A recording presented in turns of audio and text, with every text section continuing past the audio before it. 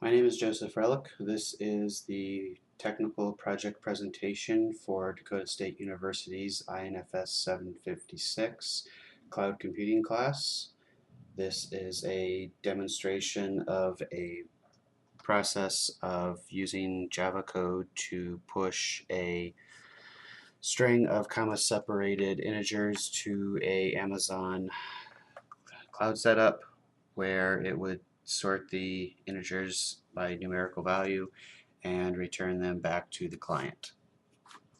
A Amazon instance of a Linux VM was created and set up, and then additional Amazon resources of SQS, simple query service, and S3 cloud storage and local Java execution. The instance was set up and security credentials were saved as a PEM. PuTTY then was used to make a connection to the server, as you can see on the slide here. PuTTY is a Windows-based program that allows an SSH or secure shell to communicate to the server remotely. Additionally, SCP or Secure Copy Protocol was used with the WinSCP program. Both of these programs were previously set up with the PEM credentials and log in as the EC-2 user.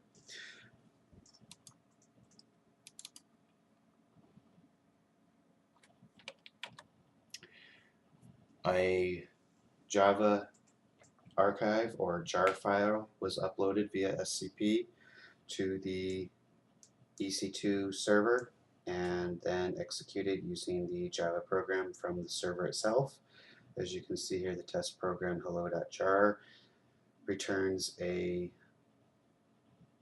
message of hello world to establish that connectivity and Java executability were functional.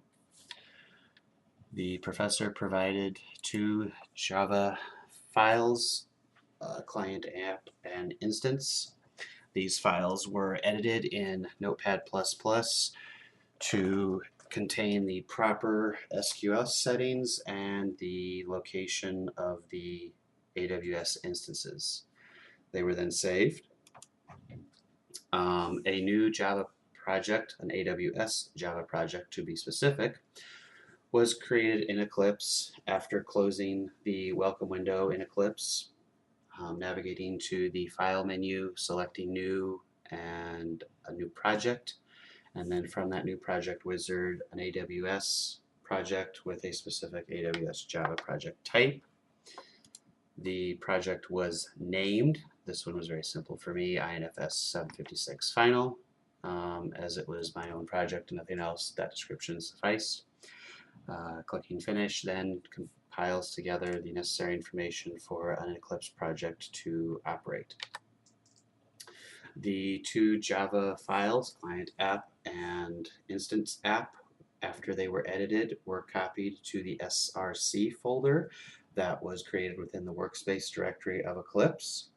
And then from Eclipse itself, I refreshed the folder to show that the client app.java and instance app.java are in the folder and allow it to be opened in Eclipse itself.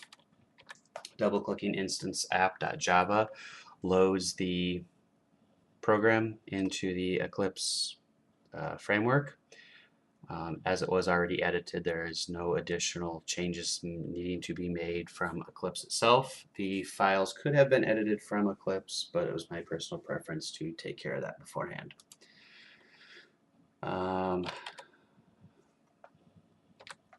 The file then needs to be compiled as a runnable jar file, jar standing for a Java archive. This is done by, again, navigating to the file menu, selecting export, and then from the export wizard, selecting a Java file type and then a runnable jar file. A configuration of instance app is selected from a drop-down menu, and an export destination was selected, and then the export was finished. The resulting file, instance.jar, in the case of my project, was also uploaded via WinSCP to the EC2 server, and that was executed through PuTTY as shown on this slide here.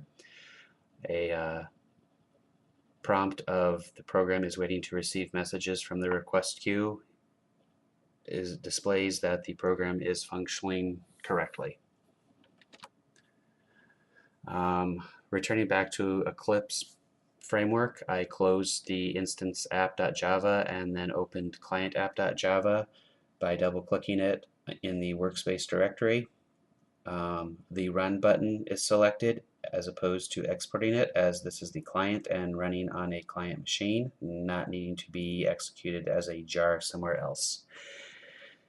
The console tab then displays the progress of the code itself, with the ability to terminate the program as indicated by a red stop symbol to the right hand side, as you can see on this slide. The client app is waiting for a list of comma-separated integers, or a list of numbers needing to be sorted in a numerical order. The integers 8675309 were used as a part of this demonstration, and they were separated by commas, and then pressing enter on the keyboard pushes the message to the SQS request queue. The instance app, or EC2 cloud software, in the PuTTY window displays that it did receive a message with the contents of 8675309. After it receives the message from the SQS, it deletes said message.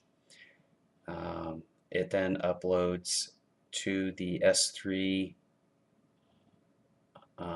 web storage a file with the integers sorted 03567889, and it then takes that information and pushes it to a new SQS message that the client app is listening for.